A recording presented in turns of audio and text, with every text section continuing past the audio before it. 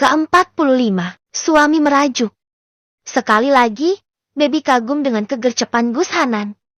Dan semua alasan logis yang ia keluarkan. 1. Saat ada percakapan antara Baby dan Dijah mengenai mual dan kemungkinan hamil, ya walau ada adegan Gus Hanan keluar ruangan dengan gejala gegana galau, gelisah merana, tapi dia patut diancungi jempol. Karena tak sampai 15 menit setelahnya datang seorang bidan yang katanya dipanggil Gus Hanan untuk memeriksa Dijah, dan hasilnya negatif. Kemungkinan Dijah mual karena asam lambungnya yang parah. Ia diberikan obat dan vitamin untuk menjaga kesehatan. 2. Urusan pengacara, ia mengatur agar Dijah, Baby, dan si pengacara bisa konsultasi dengan tenang tanpa gangguan apapun. Dia juga yang membantu untuk kelengkapan dokumen dan sebagainya. Seperti fotokopi tetnya Dijah dan sebagainya. Lah kok bisa gitu dia dapat dengan mudah. Gus Hanan ini agak semi-semi intel kayaknya. 3. Karena keuletannya juga. Ya plus si pengacara yang gak banyak basa-basi. Dimasukkanlah gugatan perceraian itu dengan dokumen dukungan dari kantor polisi dan surat visum.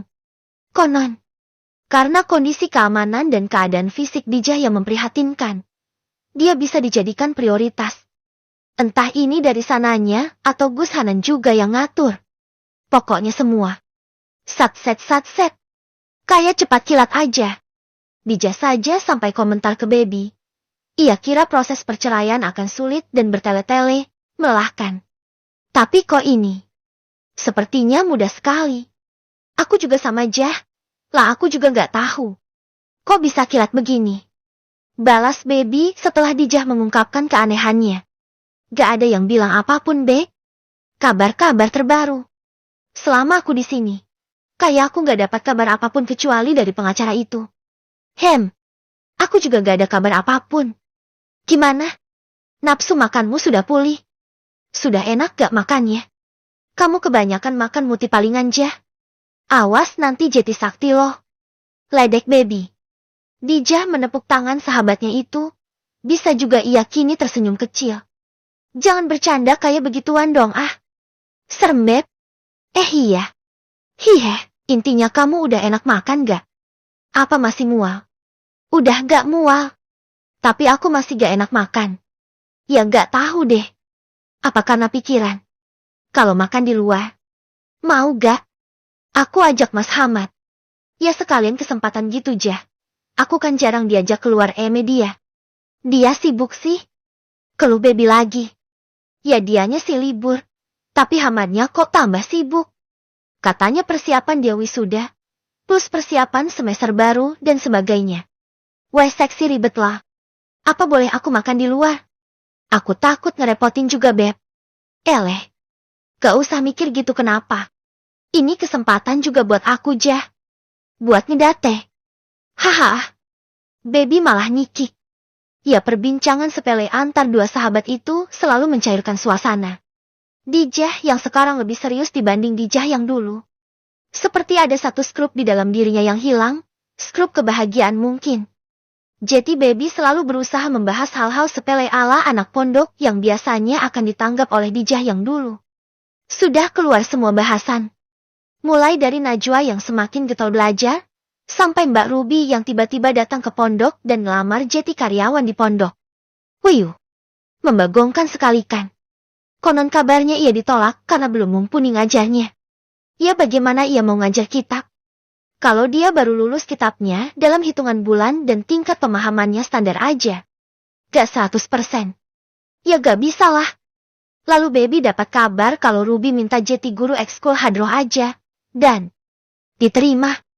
Baby sih tahu.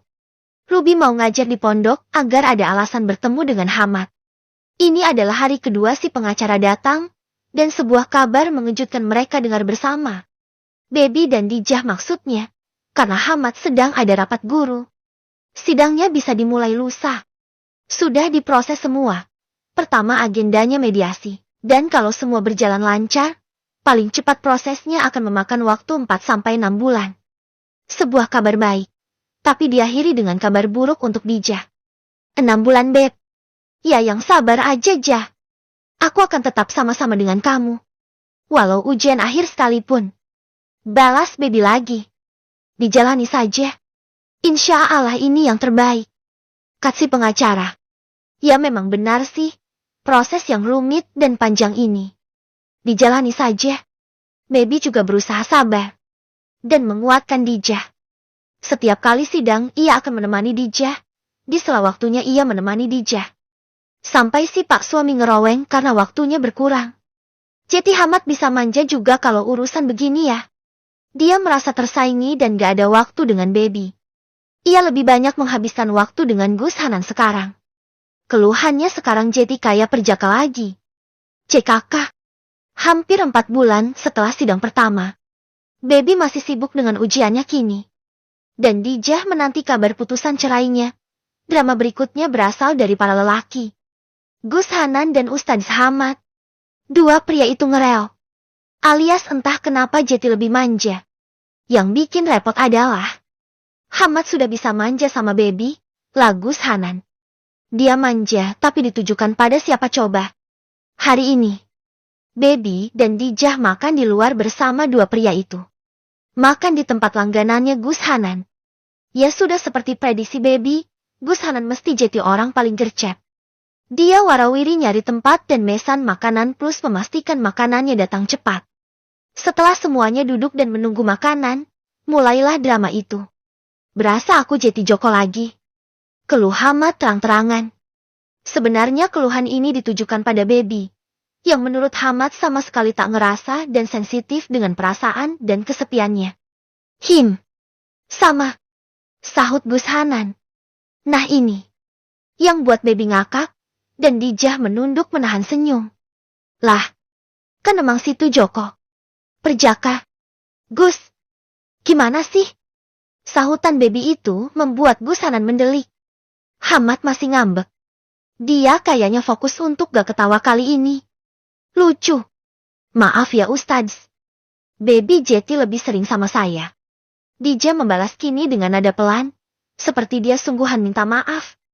Loh. Saya gak maksud nyindir kamu ya Jah. Balas Hamad lagi. Saya cuma mau nanya ke istri saya. Apa lupa punya suami? Lah kok abis dari rumah Pak Kiai gak mau jenguk suaminya gitu. Langsung balik ke asrama aja dia. Gak ngurus. Iya. Lucu amat sih. Aku itu lagi menanti ujian nasional mas. Ya kan wajar. Pelajar mau ujian, ya belajar. Balas baby dengan nada manis. Gak pengertian banget Jeti orang. Lah malah Gus Hanan yang nyaut. Ini yang bocil siapa sih?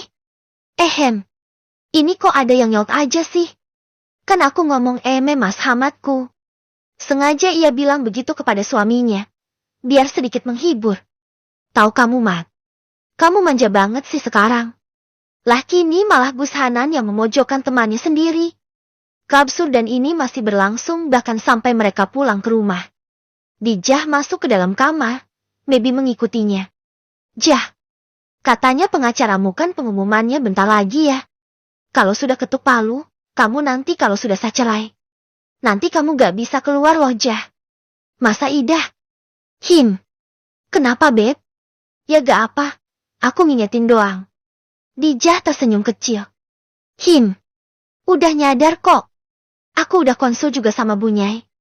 Katanya saya akan di sini saja. Dan nanti keluar kalau Pak Kiai dan Gus Hanan keluar. Sisanya aku di kamar. Kuncian. Balas Dijah dengan tenang. Ini benar-benar bukan Dijah. Kenapa dia Jeti lebih bijak begini sih? Ya, udah. Ucap baby bingung. Beb, mending kamu ke Ustadz Hamad deh. Aku Jeti sungkan. Iya Jah. Baby juga sepakat dengan hal itu.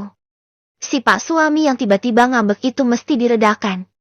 Walau sebenarnya ia masih dalam mode belajar garis keras. Ya, karena minggu depan sudah US. Dia harus mengkliarkan kondisi dengan Hamad yang semakin lama on the way menuju dirinya yang lama. Ketus. Galak. Dan diam ke baby. Sindiran tadi waktu makan adalah pukulan keras untuk baby. Dan dia sadar. Bentar lagi udah US. Kalau ngambeknya sampai US. Dan dia gak dapat doa dan ridhonya. Bisa bergeronjal kelancaran ujiannya nanti. Jadilah baby tak ke asrama hari ini. Ya tepat hari ini, ia memutuskan akan nginep. Setelah lama sekali ia tak pernah mau nginep di rumah Hamad. Dan berujung si pak suami ngambek hardcore. Baby tahu kalau Hamad sudah langsung pulang. Makanya dia main ketuk dan ucap salam aja. Gak pakai usaha nyari kunci. Sekali ketuk. Sudah dibuka pintu itu, dan wajah yang membuka pintu sudah ditekuk CT3. Horor bener. Waalaikumsalam. Ngapain kesini? Jawabnya ketus. Kan. Begini akibatnya kalau suami dibuat nganggur lama. Berhubung ia tak dipersilahkan masuk, dan hanya jawaban ketus yang didapat. Ia hanya melempar senyum lalu main nyelonong aja. Masuk. Ia terus jalan ke dalam. Sampai ke kamar lalu membuka kerudungnya. Melepas kunciran rambutnya dan kaos kaki, gamis suaranya. Dan masuk kamar mandi. Ia cuci muka, cuci kaki dan sikat gigi. Berhubung sikat giginya juga sudah ada di sana. Baby keluar dari kamar mandi dengan wajah segar dan napas harum. Ya misi meluruhkan kedongkolan pak suami akan dimulai. Hamad masih berdiri di tempatnya semula. Tapi kini pintu sudah dalam keadaan tertutup. Tangannya terlipat di depan dadanya, dan matanya lurus memandang ke arah baby yang baru keluar kamar mandi dan nyengir kuda.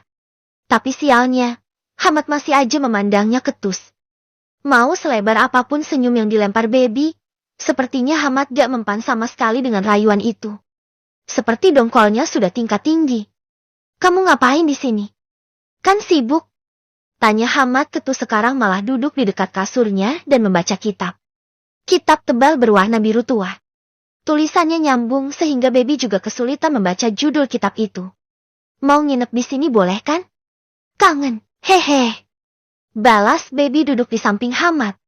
Ia menempelkan tubuh sampingnya ke si Ustadz yang kini masih memakai gamis putihnya. Mungkin dia habis ngaji. Atau belajar kitab. Kebiasaan di pondok ini, kalau belajar, ngaji. Harus dan wajib rapih, wajib juga wangi. Jadilah baby berdekatan dengan si Ustadz yang masih rapih, wangi dan ngambek itu. Nempel, modus. Saya ada wudhu. Jangan sentuh. Ucapnya minggir dikit. Lalu dikira baby mau pergi gitu. Dikira aku mau nurut dan pergi gitu aja. Hilih. Apa dia lupa? Aku ini orangnya keras kepala kalau lagi kumat. Diusir malah tambah aku deketin yang ada. Haha.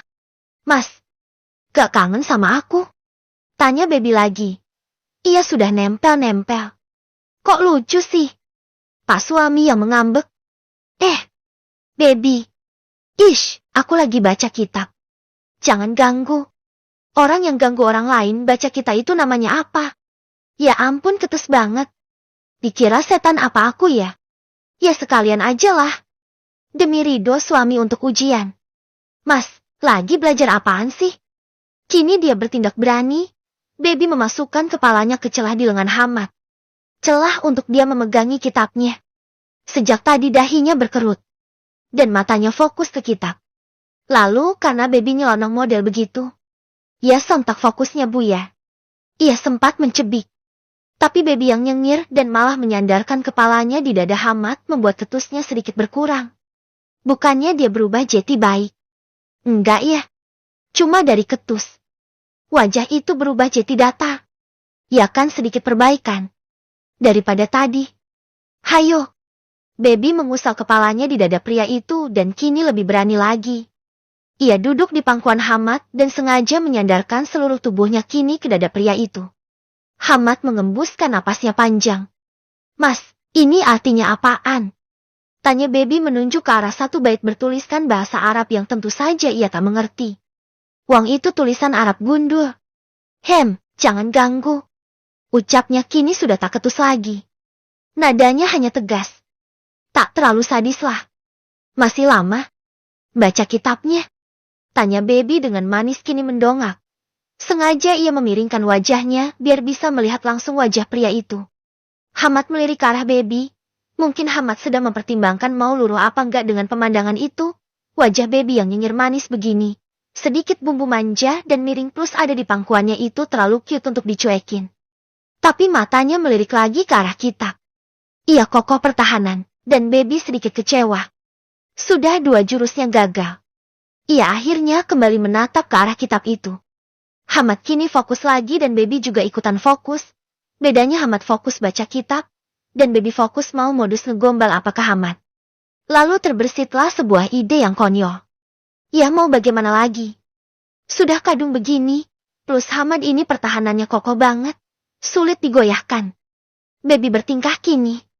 Ia membuka resleting gamisnya dan melongok ke dalam bagian dadanya sendiri. Seperti celingukan. Ia tahu, walau tanpa suara. Tahu kalau Hamad ikutan heran, mungkin di dalam pikirannya. Kenapa lagi ini anak? Tapi berhubung lagi ngambek ikan. Dia diam aja. Setelah cukup lama, Baby langsung berbalik. Gerakannya yang cepat itu membuat Hamad ikutan kaget. Kini Baby duduk sedikit miring lalu ia buka kancing gamisnya Hamad sampai nomor 3. Gerakannya cepat sampai Hamad terlambat menghentikannya. Saat tangan itu menahan tangan Baby, sudah kadung kebuka 3 kancing. Ngapain kamu? Tanyanya kaget. Saking kagetnya dia. Lupa kalau lagi ngambek. Cekek kakak. Lucunya. Baby menahan senyum. Dia masih berakting kini.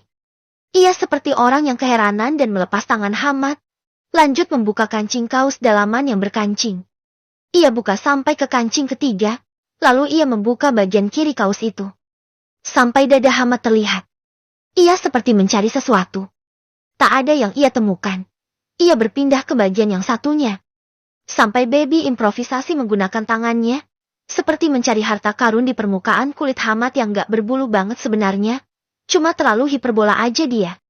Baby, kamu ngapain sih? Ulang Hamad. Baby mendongak. Lalu cemberut. Tadi aku lihat di dada aku ada kamu. Kok di dada kamu gak ada aku sih mas? Keluhnya pura-pura ngambek. Dengan suara nasal dan nada yang mendayu-dayu. Hamad diam.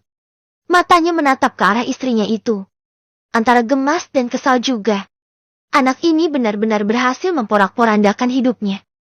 Mengkacaukan hidupnya yang selama ini tenang. Semua jati huru hara berkat anak ini. Baby. Keluh Hamad lagi. Baby mendongak dan menunggu apa kata si pria itu. Kamu tuh. Niat ngapain sih? Aku sungguhan kok. Ia memasang wajah polosnya dan mendongak. Keluh Hamad kini menutup kitabnya dan membaca doa. Ia letakkan kitab itu di nakas terdekat yang bisa ia raih. Meletakkan buku itu di sana membuat kedua tangannya sudah bebas kini. Nah ini baru kesempatan Baby. Ia bisa bertindak lebih berani lagi. Baby berbalik lalu duduk berhadapan, masih di pengakuan Hamad. Posisi sangat berani. Membuat dadanya kini berhadapan dengan dada suaminya. Wajah mereka juga saling berhadapan. Mas, kamu gak mau mastiin sendiri? Di dadaku ada kamu apa enggak? Tanyanya kini membuka sedikit bagian dadanya ke arah Hamad. Pria itu memejamkan mata. Ia benar-benar kalah sepertinya. Mebii. Geramnya pelan. Lalu ia menabrakkan bibirnya ke bibir sang istri yang sejak tadi membuatnya kesal dan gemas sekaligus. Ia marah tapi merasa gemas juga sama kelakuan Baby. Pertahanannya dibuat kocar-kacir karena kelakuan dan gombalan receh Baby. Yang ternyata dahsyat sekali efeknya ke Hamad. Bibirnya bengkak. Dan napasnya memburu. Pria di depannya berhasil menanggalkan semua pakaiannya dalam hitungan kurang dari 2 menit saja. Jangan marah lagi ya. Ya. Rengek Baby tersenyum manja. Lanjut ronde 2. Geram Hamad dan menenggelamkan kepalanya di leher Baby.